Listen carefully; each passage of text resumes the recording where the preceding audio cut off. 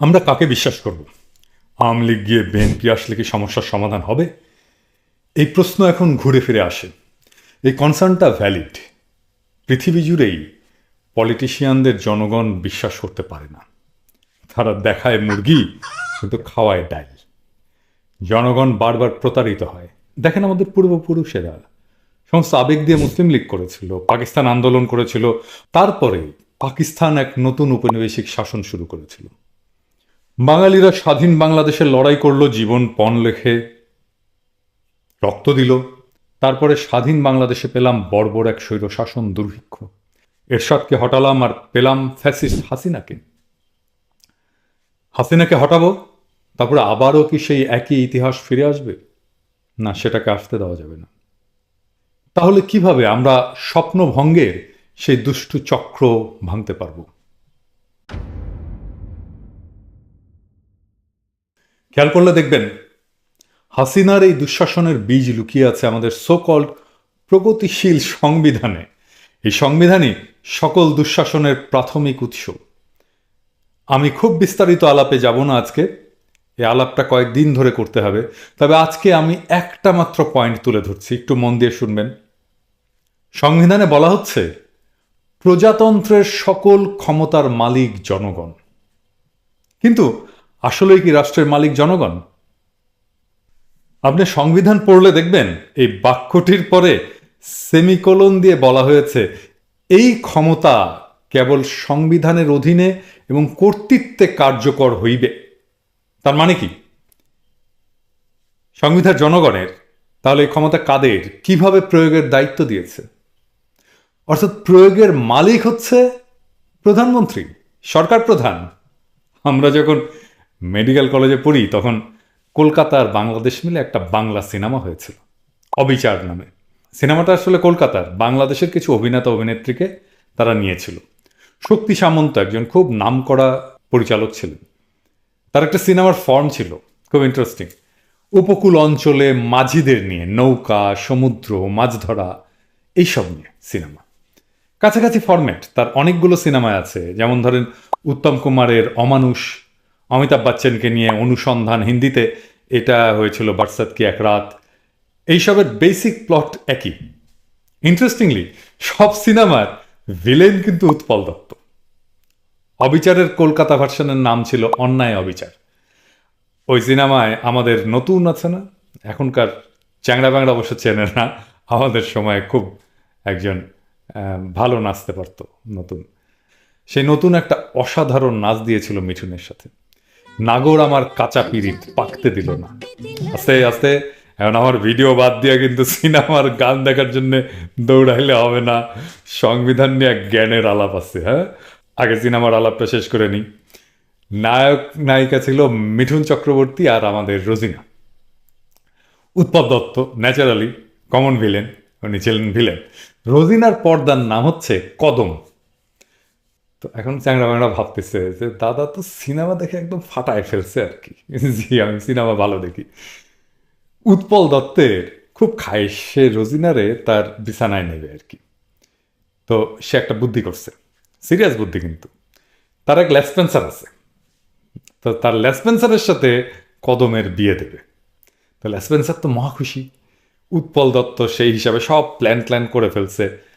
তো কদম মানে রোজিনার বাপের অভিনয় করছিল এটিএম শামসুজ্জামান। তো এখন উৎপল দত্ত তার লেসপেন্সারের সাথে কদমের বিয়া ঠিক করে ফেলছে, এটিএম শামসুজ্জামানকে কনভিন্স করে ফেলছে, সব ঠিকঠাক। এখন উৎপল দত্ত তার লেসপেন্সারকে টার্মস অ্যান্ড কন্ডিশন বুঝাইতেছে যে সে যে বিয়ে দিতেছে কদমের সাথে, কি টার্মসে। তো তার লেসপেন্সারকে বলতেছে উৎপল দত্ত, এই শোন, কদমকে তুই বিয়ে করবি, আমি শুধু মাঝে মাঝে একটু বুঝেছিস। তো সংবিধানের এই অংশটা পড়লে আমার উৎপল দত্তের সেই ডায়ালগটা মনে হয় সবসময়, মানে বাংলাদেশের মালিক তোরাই, আমি শুধু মাঝে মাঝে একটু বুঝেছিস। মানে বাংলাদেশে শেখ পরিবার ভোগ করবে কিন্তু জনগণের কাছে স্বাধীনতার একটা ইলিউশন ক্রিয়েট করবে, বিভ্রম ক্রিয়েট করবে। সেই উৎপল দত্তের মতো এইখান থেকেই আসে বইয়ের পেছনে শেখ হাসিনার বাংলাদেশ, বা আমার বাবা বাংলাদেশকে স্বাধীন করে দিয়ে গেছে, বা বঙ্গবন্ধু একটা অনিচ্ছুক জাতিকে স্বাধীনতা এনে দিয়েছিলেন, এই টাইপের কথাবার্তা। মানে এই সংবিধান উচ্চকণ্ঠে রাষ্ট্রের সকল ক্ষমতার মালিকানা জনগণের বলে ঘোষণা করলেও তা ভোগ করার সমস্ত ক্ষমতা নিরঙ্কুশ করে দিয়েছে প্রধানমন্ত্রীকে।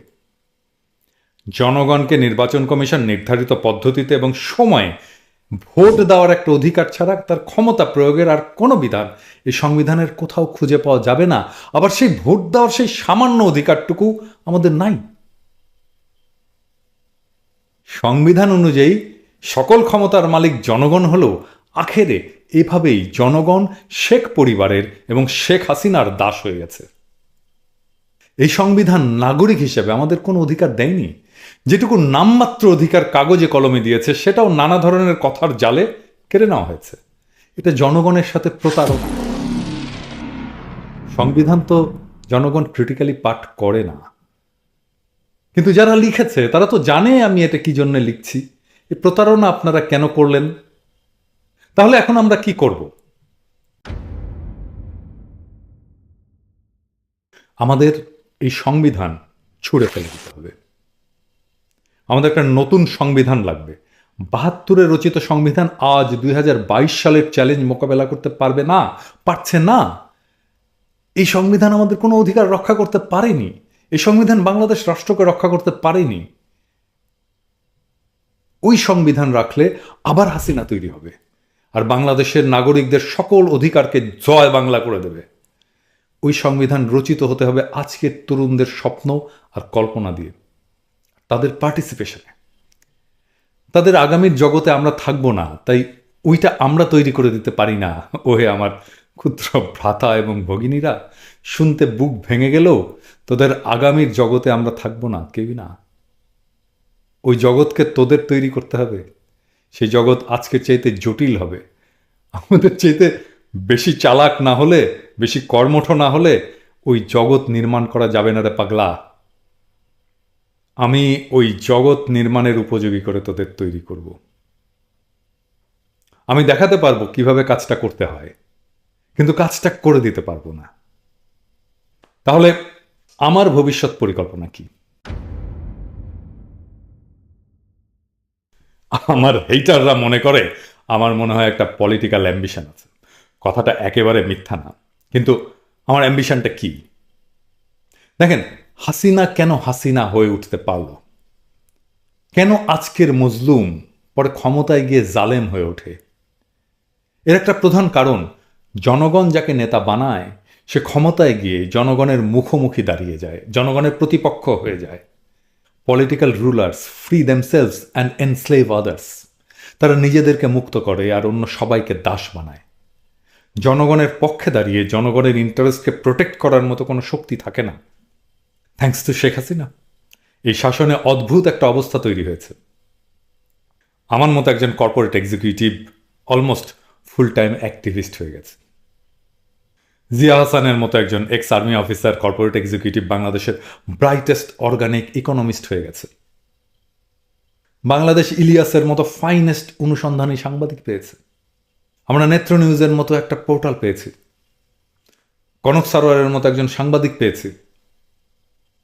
মুশফিক ফজলের মতো একজন প্রথম সাংবাদিক পেয়েছি যে হোয়াইট হাউসে বাংলাদেশের ইন্টারেস্টের প্রসঙ্গ তুলতে পারছে। আদিলুর রহমান শুভ্রের মতো গ্লোবালি অ্যাক্লেইমড হিউম্যান রাইটস লিডার পেয়েছি যে আন্তর্জাতিক মানবাধিকার সংস্থার সেক্রেটারি হয়েছে। আর অনেকেই আছেন যাদের নাম করতে পারিনি, কিন্তু দেখেন এদের জন্ম কিন্তু শেখ হাসিনার আমলে। এদের পরিচিতির কারণটা কি? কারণ খুব সিম্পল, এরা জনগণের কণ্ঠস্বরকে প্রতিধ্বনিত করতে পারে। আমিও ব্যক্তি হিসেবে তুচ্ছ, কিন্তু জনগণের কণ্ঠ আমার স্বরে যখন প্রতিধ্বনিত হয়, আমি ক্ষমতার মুখোমুখি দাঁড়িয়ে আঙুল তোলার হিম্মত অর্জন করে ফেলি। এটাকেই বলে সফট পাওয়ার। একসময় প্রথম আলো ডেইলি স্টার ছিল ক্ষমতাবান এই সফট পাওয়ারের অধিকারী, আর আজকে সিভিল সোসাইটির ক্ষমতা চলে এসছে এইখানে। আর আমরা কেউই কিন্তু রাজনৈতিক দল করি না। রাজনীতির বাইরে এই স্বতন্ত্র অবস্থান তৈরি হয়েছে আমাদের অনেকের। আমাদের বুকে সাহস আছে, চ্যালেঞ্জ মোকাবেলা করার ক্ষমতা আছে, আধুনিক দুনিয়ার সাথে পাল্লা দেওয়ার দক্ষতা আছে। আমি অন্যের কথা বলতে পারবো না, কিন্তু আমি আমার এই সফট পাওয়ারকে মজলুমের পক্ষে দাঁড়িয়ে ক্ষমতাকে দৌড়ের উপরে রাখার কাজে ব্যবহার করব। কারণ পাবলিক ভয়েস যেটা পাবলিক ভয়েস হিসেবে অর্গানিক্যালি ডেভেলপ করেছে, বা যেটা সিভিল সোসাইটি, সেটা যদি ক্ষমতার কাছে আত্মসমর্পণ করে, তাহলে জনগণ ডিফেন্সলেস হয়ে যায়, সে তার রাজনৈতিক ক্ষমতা হারায়, সে ভয়েসলেস হয়ে যায়, তার কোনো ভয়েস থাকে না। সে তখনই তার এজেন্সি বা অধিকার রিক্লেম করতে পারে যখন তার পক্ষে শক্তিশালী ভয়েস পায়, যে ক্ষমতার সামনে দাঁড়িয়ে আঙুল নাচিয়ে কথা বলতে পারে, যার সামনে ক্ষমতা থরথর কাঁপে। বাংলাদেশের মন্ত্রীদের নাম মানুষ জানে না, কিন্তু তারা মৌলানা ভাসানীর নাম জানে, কারণ ওই লোকটা ক্ষমতার কাছে কখনো নতজানু হননি। এই লোকটা আমৃত্যু মজলুমের পক্ষে থাকবে। শক্তিশালী সিভিল সোসাইটি দিয়ে ক্ষমতাকে চ্যালেঞ্জ করেই বাংলাদেশে আগামীতে পাওয়ার ব্যালেন্স করতে হবে। ফিদেল ক্যাস্ট্রো চে গুয়েভারার চাইতে বড় মাপের বিপ্লবী ছিলেন, কোনো সন্দেহ নেই। কিন্তু দুনিয়াতে অল্পদিন বেঁচে থেকে লড়াই করতে করতে বলিভিয়ার জঙ্গলে ধৃত হয়ে নিহত চে গুয়েভারাকেই তো বেশি মানুষ মনে রেখেছে, তাই না? কেন? কারণ আমাদের সকলের জীবন তো সাফল্যের না, সকলের জীবনই ট্র্যাজিক নায়কের মতো। তাই ট্র্যাজিক নায়কদের সাথে মানুষ খুব সহজেই কানেক্ট করে ফেলে নিজেকে। চেয়েছিলেন ট্র্যাজিক নায়ক। মানুষের হৃদয়ে পৌঁছানোর রাস্তা একটাই, কষ্টের জীবন, সাহসের জীবন, ত্যাগের জীবন। আপনি আপনার ব্যক্তিগত অর্জন দিয়ে কখনোই মানুষের হৃদয়ের গভীরে পৌঁছাতে পারবেন না। মানুষের ভালোবাসায় সিক্ত হতে হলে ত্যাগ করতে হয়। আপনি যতটুকু ত্যাগ করবেন, ঠিক ততটুকু ভালোবাসাই আপনাকে মানুষ ফেরত দেবে। নির্লোভ হতে হয়। তারপরে জনগণের পক্ষে থেকে লড়াই করতে করতে বিদায় নিতে হয় যুদ্ধের মাঠে থেকেই। ওই জীবন গৌরবের। আমি সেই গৌরবের জীবনের মঞ্জিল চিনে গেছি। সেই পথ থেকে কোনো লোভ আমাকে বিচ্যুত করতে পারবে না। জীবনের প্রতিটি মুহূর্ত, জীবনের শেষ মুহূর্ত পর্যন্ত মজলুমের সাথে থাকার তৌফিক যেন সৃষ্টিকর্তা আমাকে দেন।